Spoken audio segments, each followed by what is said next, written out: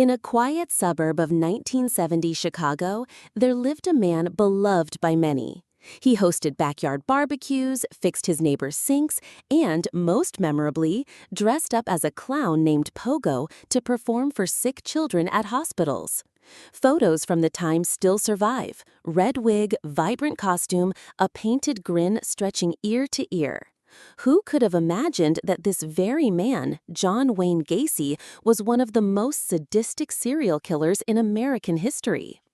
Born in 1942, Gacy grew up in Chicago in a home ruled by an alcoholic and abusive father. Despite his efforts to win his father's approval, he was routinely beaten and mocked. Those emotional wounds never healed. They festered, eventually erupting in unimaginable ways. As an adult, Gacy married, had 2 children, and moved into a house in Norwood Park. He managed a chain of KFC restaurants owned by his father-in-law and later launched his own construction company called PDM Contractors. On the surface, his life seemed exemplary. He became a local political figure, joined the Democratic Party, and was even photographed shaking hands with First Lady Rosalynn Carter. To many, he was a model citizen. But behind that polished exterior, Gacy was constructing a much darker world, one sealed behind the doors of his suburban home. He hired teenage boys to work for his company, promising easy pay and flexible hours. Gradually, he invited them over to discuss job opportunities. Those boys never came back. The basement of the house at 8213 West Summerdale, what should have been just a storage space, became a hidden graveyard. Dozens of unidentified teens lay buried beneath the floorboards. Even Gacy's closest neighbors had no idea that just a few feet beneath their feet, horror was slowly accumulating. When the crawl space filled up, Gacy turned to the attic, the backyard, and sometimes even dumped bodies into the Des Plaines River. For nearly 6 years, he murdered at least 33 boys and young men, most of them lost in the cracks of society. No family, no missing person reports, no questions asked.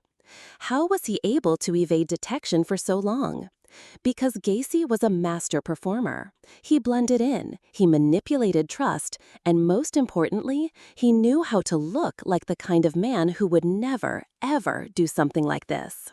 But even the best actors make mistakes, and Gacy's came in the form of one teenage boy, Robert Peist. On December 11, 1978, Robert Peist, a 15-year-old high school student, well-behaved and hardworking, vanished after finishing his shift at the local pharmacy. Before leaving, he told his mother he was going to speak with a man named John, who had offered him a well-paying construction job. That was the last time she ever saw her son. Unlike many of Gacy's previous victims, Robert came from a loving family. He wasn't a runaway. His parents reported his disappearance immediately.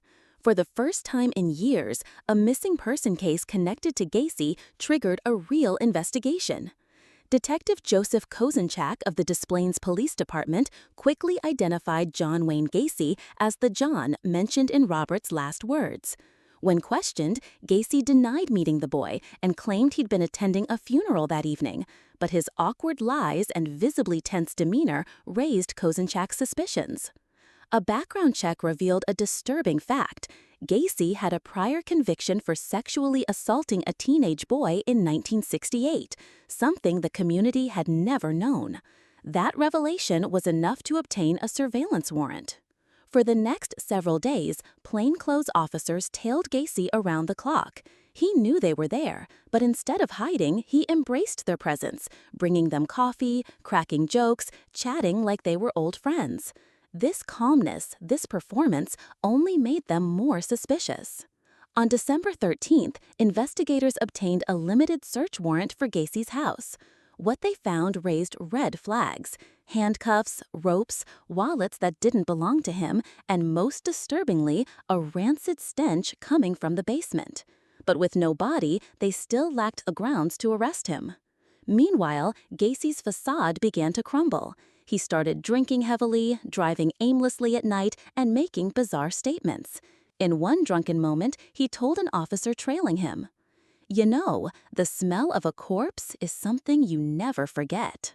Detective Kozenchak pushed for a full search.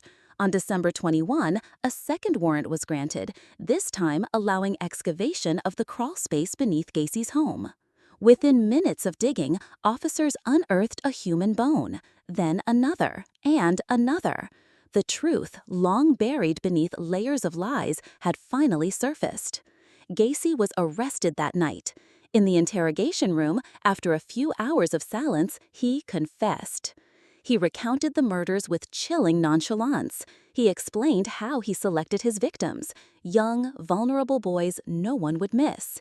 He detailed how he disposed of their bodies, even admitting to dumping some into the Des Plaines River when the crawl space grew too full. In total, he admitted to killing 33 people. What disturbed the investigators most wasn't the number, it was how emotionless he was when describing it all. Authorities sealed off the house. Dozens of forensic specialists, investigators, and technicians combed through every inch. They excavated the crawl space, body after body pulled from the ground. Some victims were intact, others had decomposed to skeletal remains. Many had been buried in layers, stacked on top of one another. Identifying them required dental records, DNA testing, and help from families who had been waiting for answers for years. The news exploded across the country. People were horrified. The media dubbed him the killer clown. Parents who had once invited Gacy into their homes or watched their children sit on his lap at charity events were now in disbelief.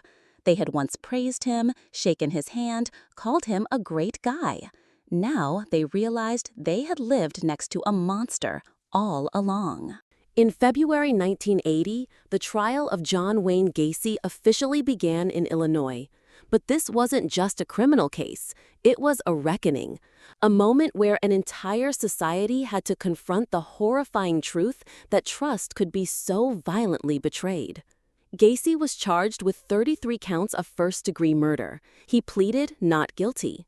Instead, he claimed he suffered from multiple personalities and that some other version of himself had committed the crimes, while he, the real John, remembered nothing. But the evidence was overwhelming. Prosecutors presented hundreds of exhibits, witness statements, physical evidence from the crime scene, and Gacy's own confession. Psychological experts were brought in to assess his mental state. Their conclusion was clear. Gacy was sane. He knew exactly what he was doing. He planned every move. He was in full control.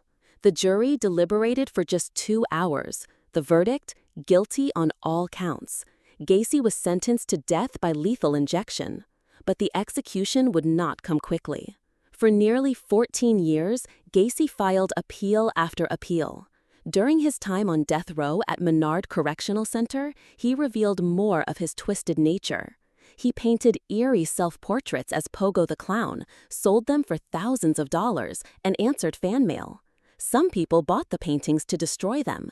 Others bought them out of morbid curiosity, and disturbingly, a few considered them collectibles. In his final interviews, Gacy showed no remorse. "I didn't kill anybody," he claimed. "It's all a conspiracy." Families of the victims were outraged. The public demanded justice. Petitions, protests, and emotional pleas flooded the offices of Illinois lawmakers. Finally, on May 10, 1994, John Wayne Gacy was executed by lethal injection at Stateville Correctional Center. When asked for his final words, he replied, "Kiss my ass." And then, silence. The Gacy case shook the United States to its core. It forced a collective re-examination of how such evil could go unnoticed in plain sight. How could someone with a prior conviction living in a densely populated neighborhood kill 33 people without raising suspicion? How were the signs missed, the cries ignored? In the years following his conviction, state and federal lawmakers took action. The sex offender registry system was expanded and strengthened. Offenders were now required to register their addresses, notify authorities when they moved, and be monitored far more closely. Gacy's house at 8213 West Summerdale was demolished. The address was changed. The property, once a basement of horror, became an empty lot. No one wanted to build on it. No one even wanted to walk near it. But even though the house was gone, the memory remained. The Gacy case became a staple of American true crime culture. Documentaries, books, podcasts, and psychological analyses poured out for decades. And through it all, one image lingered: the smiling clown mask hiding a predator. Perhaps the most terrifying part of the John Wayne Gacy case isn't how many people died. It's how all of it happened right in front of us, and we didn't see it. We shook his hand, we laughed at his jokes, we let our kids sit in his lap at birthday parties. We trusted the smile. And that smile, it killed more than just bodies. It killed our sense of safety. John Wayne Gacy didn't just murder people. He murdered the illusion that evil is easy to recognize. He proved that monsters don't always snarl or hide in the dark. Sometimes they wear a tie, paint on a grin, and tell really, really good stories.